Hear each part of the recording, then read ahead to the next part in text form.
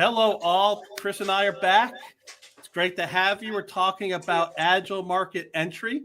This is our second session on agile market entry. We're going to talk about a very interesting, challenging topic associated with it. Before I do this, before I get you going, Chris just wants to talk. He's just ready to talk. I'm going to talk about this subject because I love it so much. Before we do that, remember, your feedback, your questions, your ideas, share with us, add value, debate, argue with us in chat, give us the opportunity to answer those questions that you might have on this topic as we get into it.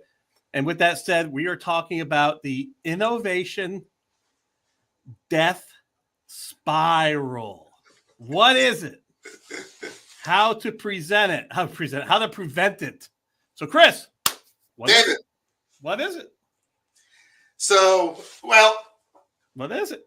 First of all, I came up, this was over the years, I've run into this situation way too many times. And I just started calling it the innovation death spiral a couple of years ago. And so the bottom line is this happens way too much. It's funny, whenever I share about it, you and I have talked about this. Oh, yeah. When I tell people the story, everybody kind of has their own version of it, because whether they're a R&D guy, whether they're a sales guy, whether they're a marketing guy, whether they're in leadership, whether they're a rep, they've all seen this. Yeah. And we talked about this a little bit last time but here's what it is. So I'll talk about a client I had. This one I mentioned last time that had the dry eye product. And here's the dry eye product. The dry eye product, they were treating dry eye in a very different, unique way. Very disruptive. I mean, yep. David, the way they treat dry eye is they tell you to put hot compresses on, and 30 seconds or 3 minutes after you take a hot compress off, all the value's gone. Or they tell you to take fish oil. Yeah. That's or they take Restasis or the drops, but they only treat a portion of it. These guys were treating a completely different part of it, and they were using a device. It was very different. But let me tell the story, and this is kind of the way it goes. So, you've got this is a med tech company. Years and years of development, all leading up to the launch of this big launch of this product, all sorts of excitement around it. Disruptive, innovative, breakthrough. They lead up to the launch. They put together a big launch program around, big marketing program, big PR program. They hire, as we talked last time, a high-powered VP of sales. That go-getter, no holds barred, type of guy. And what inevitably happens is this all happens almost 100% of the time. You get a couple early wins. Yep. And a lot of and that even builds excitement. But what ends up and what happens with this company, and I've seen it over and over again, a quarter or two in, reps start missing their goals. The company starts missing their key revenue milestones. And all of a sudden, all this energy turns into people start getting worried. And you start getting concern going on. And then we do what we've always been taught to do. We double down, we triple down. So in this company, you're not working hard enough. Well, you're not making the calls I told you to make. You're not saying the things I told you to say in the script. That's exactly right. And in this company, they even changed the comp plan to put, the focus on more or put more pressure on. But they also did, they came out with new promotional campaigns, new pricing models. They did some direct-to-consumer stuff. Each time they tried that, they got a little bump, but eventually they were back in the downward spiral very, very quickly. All right, so here's a product that could change, could really hit the market and do really well based on the research, the products, the product research, the analysis. You take it to market, and over the course of time, it just spirals down like a toilet into the drain. Yep, it's a downward spiral of overspend and underdeliver, and then they spend more to continue to underdeliver more. Yeah, underdelivering. Okay, so this is the death spiral, this is the death spiral. And if you think about it, it goes from like concern to fear to panic to crisis. Yeah. I mean, with each spiral down, it gets You know, their adrenaline is kicking in, their cortisol, there's fear, and what happens is nobody's thinking that, well, maybe we're doing this wrong. That's exactly yes, that's exactly right. They never step back and say, what's fundamentally off here? Yeah. And the excuses. You hear all that, it's the customers aren't ready.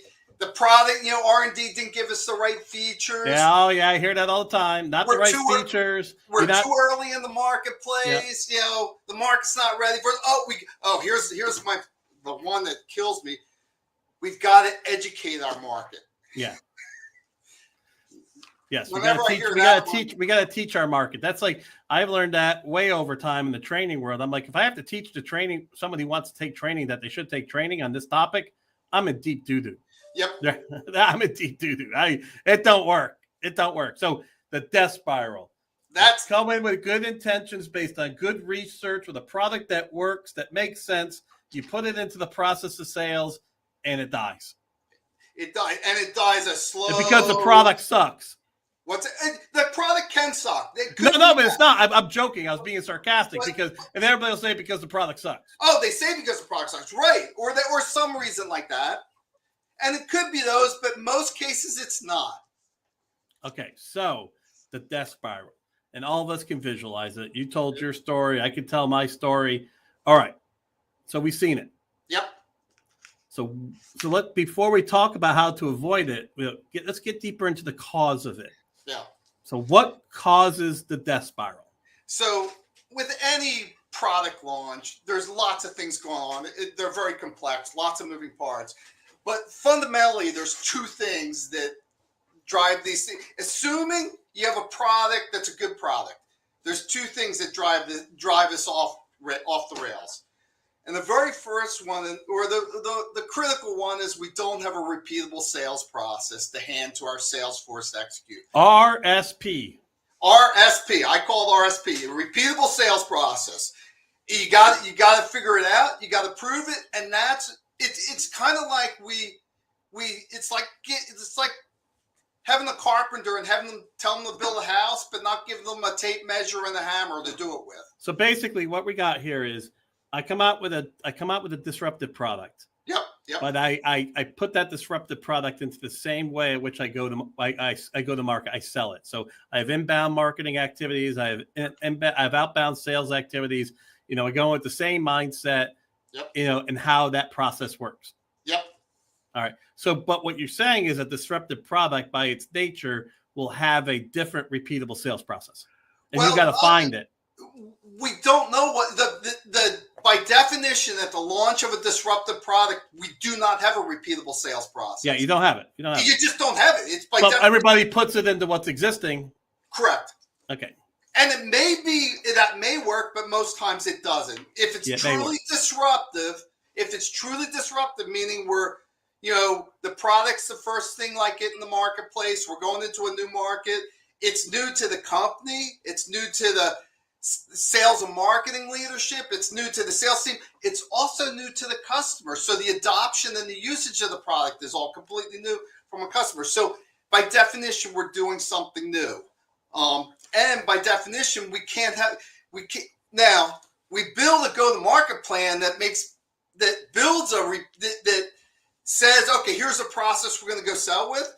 But as soon as we go to launch and as soon as we do it, what we forget is all the assumptions that are built into that plan. Yeah. And when you're disruptive, it's very assumption based. Yeah. What we're saying is that instead of going, what you're going to talk about later on is, instead of going right to premature scale, and we'll talk about that next. Yeah, we'll talk about that next. Maybe you have to go to early stage discovery. Well, fundamentally, the early sales process for a disruptive process is a discovery process. It's a learning process. Whereas when you're at scale, you're at execution stage, and you're executing. What are you executing? The sales force is executing a repeatable sales process. Yeah. And what I love about it when we get into it more is that you say it's still selling. This is the thing people get. They think you're talking about market research. No, you're still selling. So this is the sales process, and we talked about this last time. All the stuff we've done up till now, jobs to be done, customer discovery, lean, agile, all that stuff is the market research. Where it stops is the sales process for the getting it out there. All right, we have to get this out there now. Yeah, we now have to actually sell it, get people to buy it. And it's got to be repeatable. It's got to be repeatable. It's got to be repeatable. You can still have business development, but when you get into trying to launch that product, it's got to be repeatable. That's why they automatically stick it into the repeatable system they got. Exactly. And that's where the premature scaling you got to becomes really insidious. So you're I'm watching it right now. We talked about this before. I'm still watching the premature scale. It drives me absolutely crazy. I'm watching the waste of money. It's just like, It's like burning money. It's throwing money away. It's just, and if you think about it, and I was thinking all we need is more salespeople. Oh, that's the most dangerous thing you can do. No, we need more salespeople. That's the dangerous thing to do. That's really dangerous because that is the mindset that leads to premature scaling. You don't scale up your sales and marketing effort until you have a repeatable sales process in place. You can't. Otherwise, and I was thinking about this today, we launched an incremental product. We can get away with it there because the assumptions are sufficient enough. They're close enough because we know that market closely enough that our assumptions are close enough. So you hand that to a sales force, they're going to operate at 60, 70% when they're operating at 80, 90% when they're fully functional. Yeah. When you launch a disruptive product, your sales force and your marketing efforts going to operate at 10, 20, 30%. So just scaling those up is just throwing away more money. And not just money, Dave, but time. Yeah, time is actually the worst. See, and I'm watching that right now. It's so funny you say that because burn and time. I'm watching that with my client right now. I pushed so hard for it not to happen, and they did it. And I'm watching the ticker as all these folks are trying to do something that they're not ready to do, and that means that ultimately there's a runway for cash.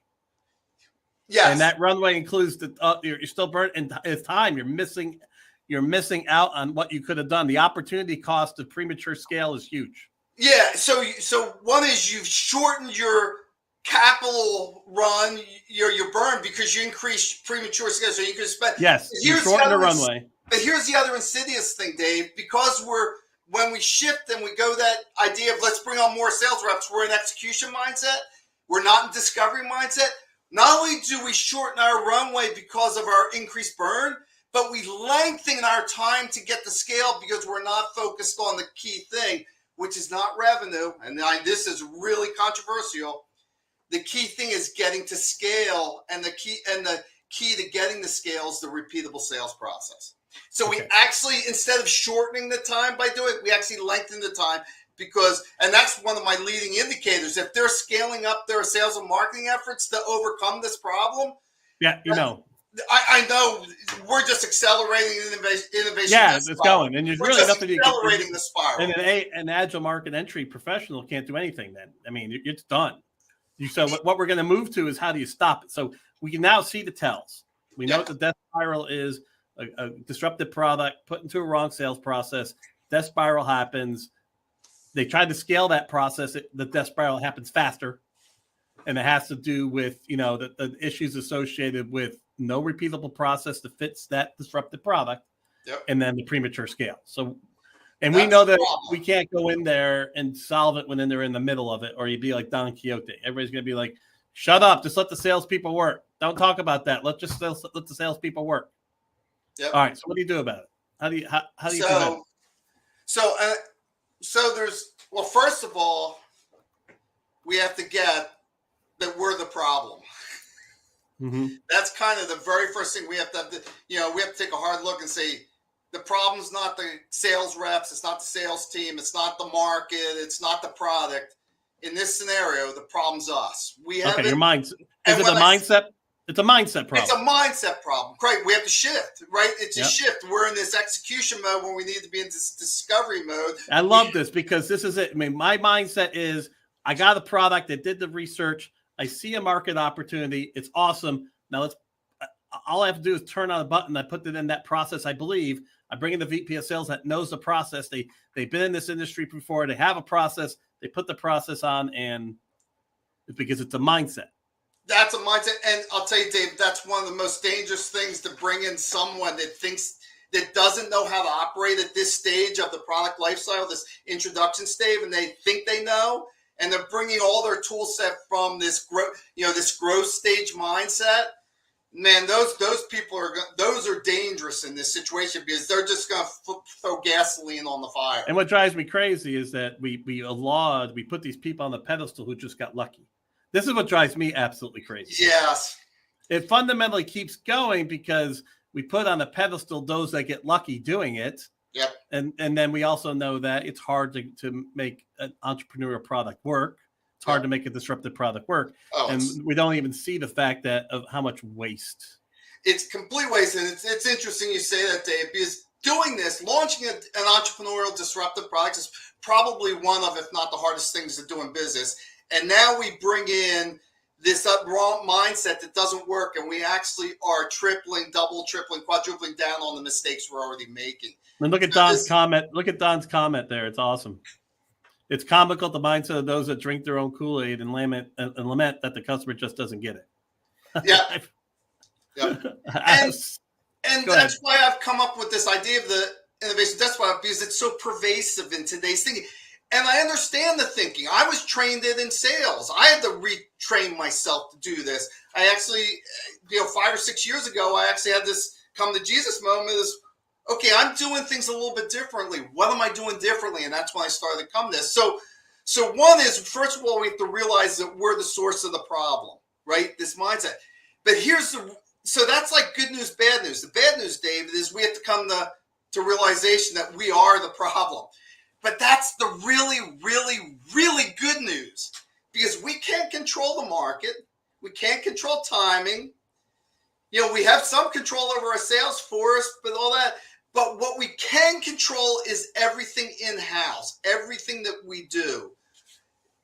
We control the actions by which we do, and the time, space, and the revenue the cash that we have to do it within. That stuff we can manage and control. So the really good news in this is that we can. And the solution, David, is we got to go back and figure out what's missing from a repeatable sales process. If we're caught in this trap, we got to go in the discovery mindset and start doing the gap analysis. What's needed to have a repeatable sales process? What do we know? What still don't we know? What assumptions do we have that are correct? What assumptions that we have that we're still hanging on to that are incorrect? And start figuring out. All right, but here, I'm going to interrupt you because you said something as we're looking at how to prevent it. And the thing you said that I think might be still stuck in people's mind is revenue is not the goal.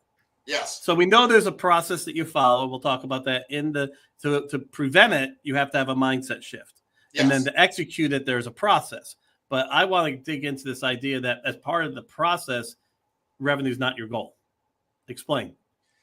So we talked about this a little bit earlier, and when I hear people that and they have a truly disruptive product and they're launching and they're using revenue as their measure of success or failure, I know that they're trapped in this execution mindset.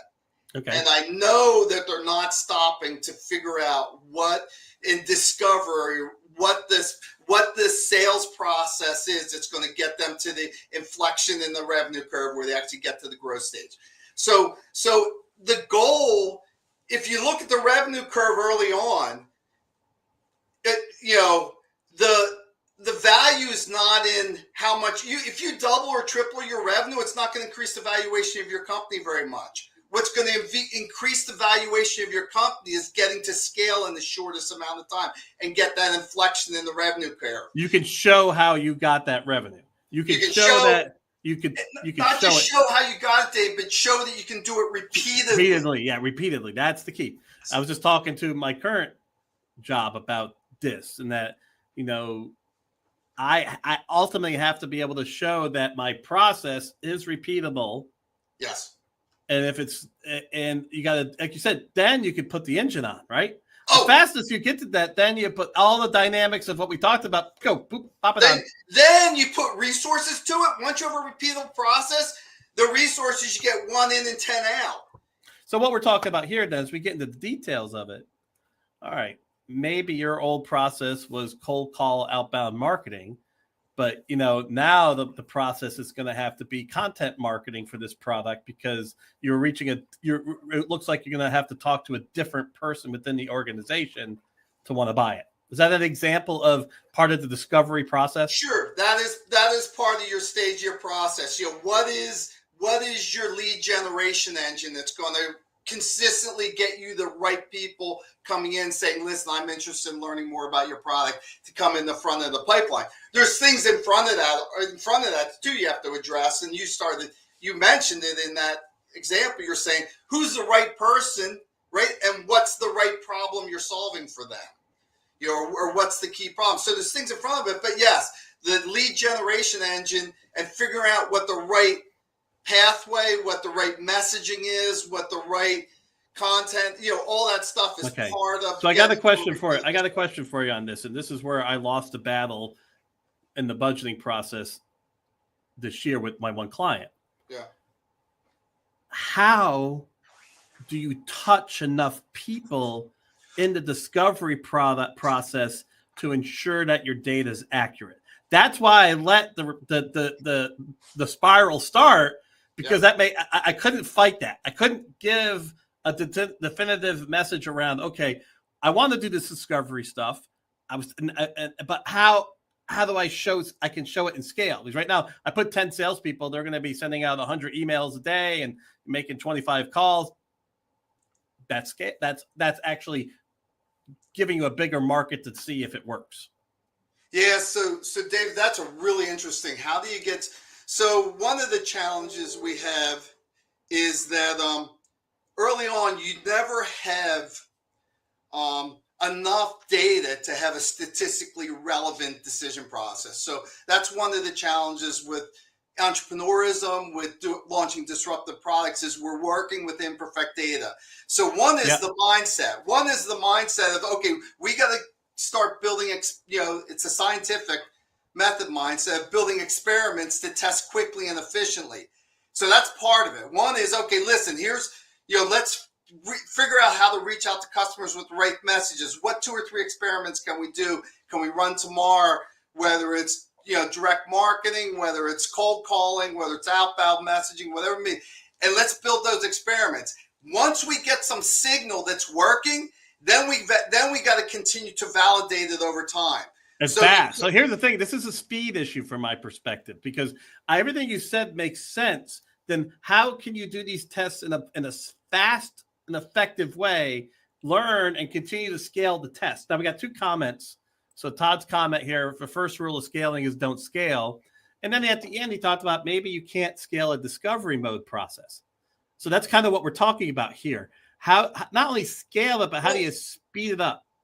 So again, you cannot. So Todd's right on. You cannot scale a discovery mode process. The discovery mode process is get you to a repeatable process that is then scalable. So there is some time that has to take place. So how do you speed it up? The speed up is a couple things. One is you push this work before you go to launch. You should be doing the selling before you launch. Really? I call it pre-selling.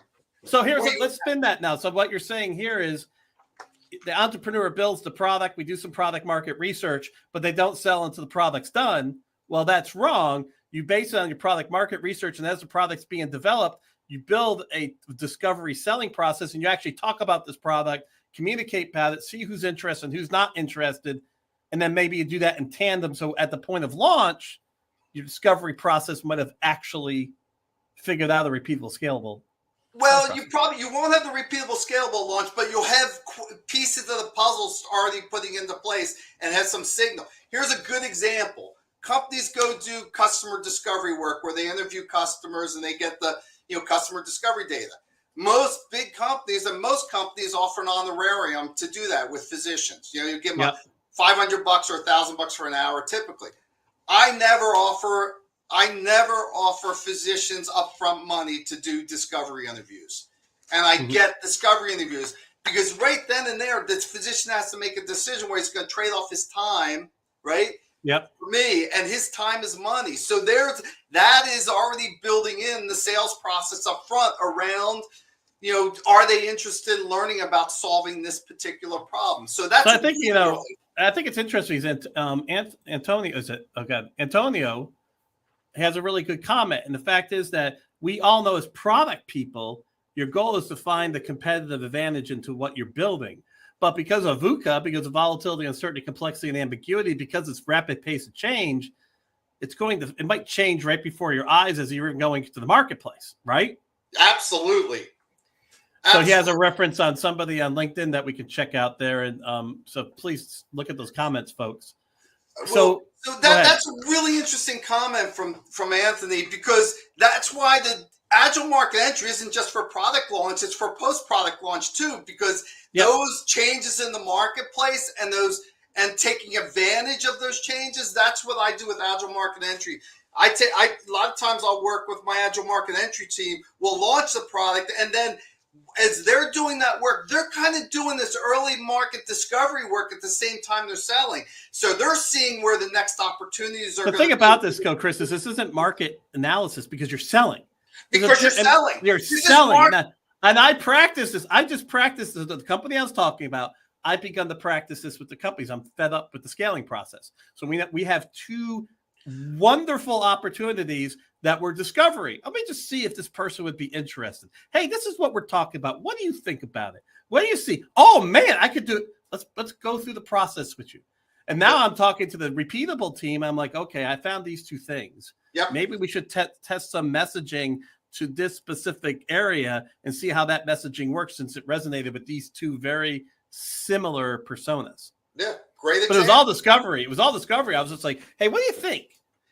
Hey, what's your ideas on this? So think of that whole methodology throughout the whole sales process and the whole adoption process. What you just described, doing that whole type of discovery, experiment, validate throughout the whole sales process. That's how when I say the whole like, sales Chris, process, this is what sales enablement should really be.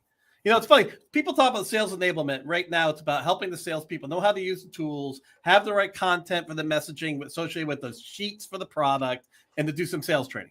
Sales enablement really should be the team that continues to research and test and understand where different opportunities may lie with the current product. Yep. And because of what Anthony said. Because of what Anthony said, the market's always moving. And even if the market isn't moving, there's other opportunities out there every company, every product has other opportunities out there that they're not capturing. That's what this Agile Market Entry framework does on the front end for a disruptive product, but it also does it on the back end for all the other opportunities in the marketplace to expand into. But it's proactive. See, sales enablement is reactive. Sales enablement sits there and says, okay, I'm going to teach them the sales process. I'm going to give them the documentation. I'm going to train them, and I'm going to have to practice. So, David, sales enablement fits on the back end of the Agile Market Entry sales process. So it fits on it. We've proven it. Yeah. What the Agile Market Entry team develops, package it up and deliver that to the sales team. So it sits on the front end of that. And then once that sales team's selling, they'd be the one pushing out and figuring out where the next opportunities are. Yeah, and the sales enablement people are salespeople that just got sick and tired of the chase. Agile Market Entry professionals are people that are more curious than you can ever imagine. Well, that's the thing about the Agile Market Entry mindset. We'll talk about that in one of our live streams about what is the personality of their Agile Market. And it's this creative, but it's a creative and this curious mindset, but it's also this mindset that wants to still execute. Remember, they're still salespeople, so they still want to sell, but they want to win. Incessantly creative side and curious side as well. Yeah, they want to win. They want to win. They want to win. They want to close deals. I'm sick of the slideshows. I'm sick of the damn presentations. Oh no! All right, I want to get out there and talk to the customer, and I want to get a PO. And then they'll make their own slideshows. But they understand that they can't just use an old process to get to that PO. They're going to have to think about all the stuff that's in there. We have all these things we could do in sales. Yep. All these things. So as I go into this, I'm thinking, okay, maybe this market will be influenced by paid media for this type of demographic to get some leads so I call back. Oh, maybe if I did some cold calling into this area, that might, they're like testing each of you got all these tools and you're looking, but you got to do it fast. This is the thing that we have to talk about more. There's a speed element to this that's critical. Well, and that all lives in the mindset of execution versus discovery, and how do you build experiments to answer these questions quickly? And it becomes around how you approach it. It becomes around your experiment design. It's how and then how do you get this mindset of going quickly, getting to answers, and then taking those answers to pivot and move to the next stage of the learning process. So here's the skinny. We gotta. It's your customers telling you to be fast and be quicker. Well, the bankroller people want to, but here you got to balance it though, brother. So all I'm saying is, we do our next session, we should have a little bit more conversation, because the money people are going to want. Because why aren't you doing the repeatable process yet? What's going on? Yeah, and we'll delve into that. It's a little hypocritical of them, because everything they're doing right now is slowing down this. Well, what drives me crazy is they're burning money. That's what I got so mad at. You're burning money. Don't do it. And my daughter even commented. She's like, "What was going on in that call, Dad? Yeah. I was trying to stop someone from spending money." So, David, this is where we started the whole conversation on. We got to come, and this is not just individually, but as a community, as entrepreneurs, as sales leadership in disruptive products. We got to come to that we're using the wrong mindset, and we got to shift the mindset first. And until we shift it, now you're right. You and I have to bring evidence to get people to shift that mindset. But this is a serious mind shift. All right, so here's the skinny. Chris has a playbook. The playbook is deep and rich. Go to Chris's LinkedIn. He can get you that playbook. We're going to have another session, as you hear. We have a great post from Corey. Thank you, Corey, for that. Jeremy sent us a link for folks to get some additional information. Love that as well, Jeremy. Thank you for doing that. Any last comments, Chris? And I'll just make sure there's no additional questions. So if you have a question, put it in, and I'll pass it to Mr. Morrison for his last comments, which may last 20 minutes. So, Dave, it's always wonderful chatting with you about this. I love it. Next time, let's try to bring in more of the comments. I think that would be very, and the other thing I was saying, next time, let's have people argue with us a little bit if we can. I think right now there's some argument around maybe mindset. That's what I think Anthony popped out there. And also Todd was questioning some stuff, which is good. And then what we're going to say is you can be more direct, because that's how we learn. Yep. All right, folks. Fantastic, Chris. Fantastic. Go get that Agile Market Entry Playbook from Chris. Have a great rest of your day. Thanks, Chris. Thanks, everybody. Have a great day. Bye-bye.